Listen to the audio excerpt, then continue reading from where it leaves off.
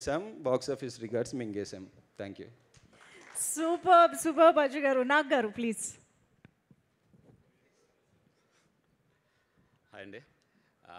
నేను release show మా భీమవరంలో 3 షోస్ చూశాను సార్ వరుసగా. Hilarious response. యాక్చువల్గా పండగ అంటే మా ఏరియాలో ప్రయారిటీ కోడిపందాలండి. ఈసారి కూడా కోడిపందాలకు వెళ్ళారు. కాకపోతే ఎప్పుడు వెళ్ళారంటే సంక్రాంతికి వస్తున్నాం, టికెట్లు దొరకకపోతేనో చూసేసిన తర్వాత వెళ్ళారు.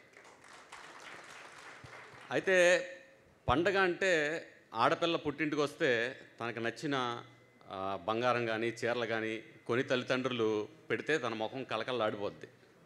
కానీ ఈసారి సంక్రాంతికి వస్తున్నాం సినిమా చూసి ఈ ఆడపడుచుల ముఖాలన్నీ సినిమా చూసి బయటకు వస్తుంటే అంత కలకల్లాడిపోయినాయండి.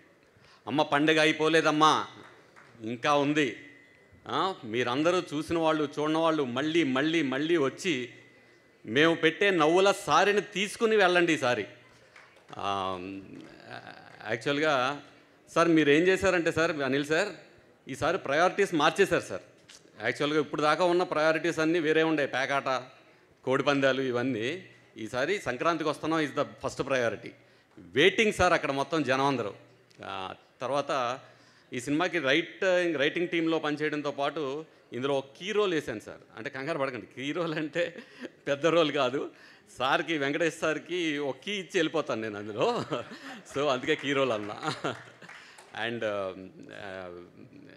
మన వెంకటేష్ సార్కి, మేడంకి, అనిల్ సార్కి, శిరీష్ సార్కి అండ్ దిల్రాజ్ సార్కి, సార్ మీకు ఎప్పటికీ ఆనందం ఒంటరిగా మీతో ఉండాలి సార్.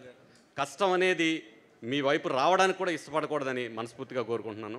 అండ్ నాకు ఈ అవకాశం ఇచ్చినందుకు మా సాయానికి ఎప్పుడూ రుణపడి ఉంటాను. అండ్ నన్ను సపోర్ట్ చేసిన మా రైటర్స్ నారాయణ అన్న, అరుణ్ సార్, ఉపేంద్ర అన్నకి అండ్ మా darling Ajju and Suranna, thank you so much. Thank you. Thank you.